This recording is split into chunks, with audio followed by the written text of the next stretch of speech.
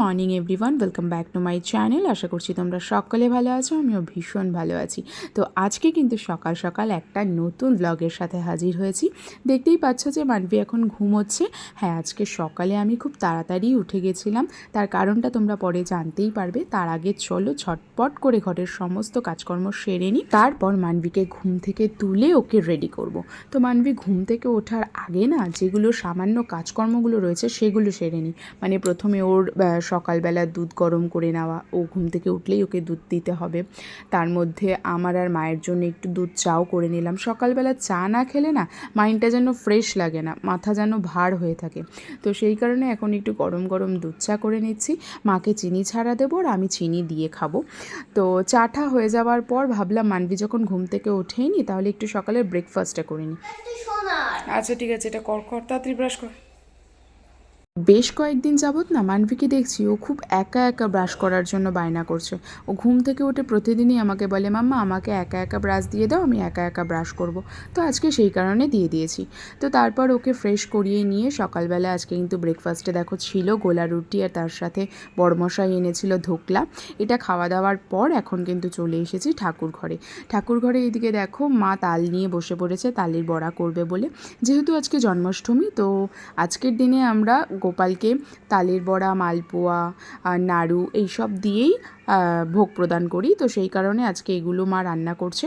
আর এদিকে আমি কিন্তু আজকে রান্না সেরে নেবো, কারণ আজকে ঠাকুর ঘরের সমস্ত দায়িত্ব মায়ের উপর পড়েছে আর রান্নাঘরের সমস্ত দায়িত্ব আমার উপর পড়েছে। তো সেই কারণে যত তাড়াতাড়ি সম্ভব আগে আমি রান্নাটা কমপ্লিট করে নেবো। যেহেতু আজকে জন্মাষ্টমী আর বাড়িতে গোপাল পুজো হচ্ছে, সেই কারণে কিন্তু আজকে রান্নার মধ্যে নিরামিষ আইটেমই রয়েছে সব কিছু।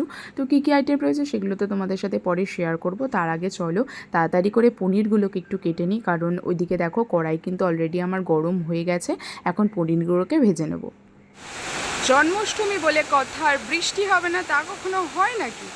তো দেখো ইতিমধ্যে কিন্তু বৃষ্টিও শুরু হয়ে গেছে, আর বৃষ্টি শুরু হয়েছে বলেই কিন্তু আজকে মনে হচ্ছে যে না জন্মাষ্টমী। এদিকে কিন্তু মা গরম গরম মালপোয়া ভাজতে শুরু করে দিয়েছে। আচ্ছা, তোমরা কোনটা বেশি খেতে পছন্দ করো, তালফুরুলি নাকি মালপোয়া? সেটা কিন্তু আমাকে কমেন্টে অবশ্যই জানিও।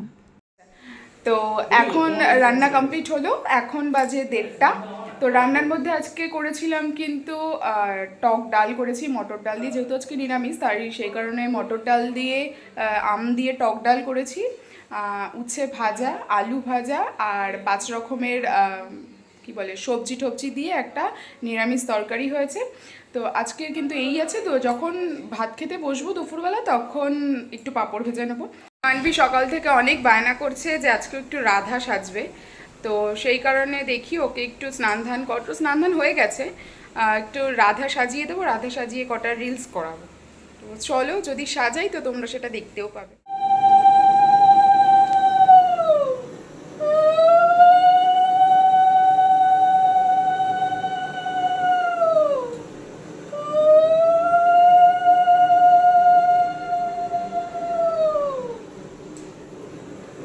ছোটোবেলায় না যখন আমার মা পুজো দিয়ে ঠাকুরঘরের পর্দা দিয়ে দিত, তখন কিন্তু আমি ঠাকুরঘরের পর্দা থেকে উঁকি মেরে দেখতাম যে ঠাকুর কি সত্যি সত্যিই এসে সব খাবারগুলো খেয়ে নিল।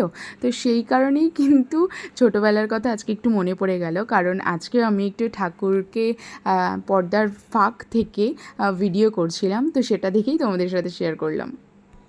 আজকে মানভীর হচ্ছে রাধা লুক, দেখো রাধা ক্যাস। মানভি আজকে রাধা সেজেছে। রাধা সেজে এই যে রিং লাইট রয়েছে কতগুলো রিলস করলো রিং লাইটের সাথে, তাই না? সারাদিন তো বাড়িতে দিব্যি কাটলো, কিন্তু রাত্রিবেলা তখন 8টা বাজে ভাই আসলো। ভাই এসে বললো যে চ দিদি একটু বাড়িতে পুজো হয়েছে সেটা একটু দেখবি না, চল দেখে আসবি। তো সেই কারণে এখন কিন্তু চলে এসেছি বাপের বাড়িতে। আর দেখলাম যে গোপুর জন্মদিন খুব সুন্দরভাবেই ওখানে পালন করা হয়েছে বেলুন ঠেলুন দিয়ে সাজিয়ে। তো চলো আজকের ভিডিওটা এটুকুই, দেখা হচ্ছে আবার নেক্সট ব্লগে। ততক্ষণের জন্য সকলে ভালো থেকো, সবাইকে ভালো রেখো। তো চলো tata, good night, take care, আর রাধে রাধে।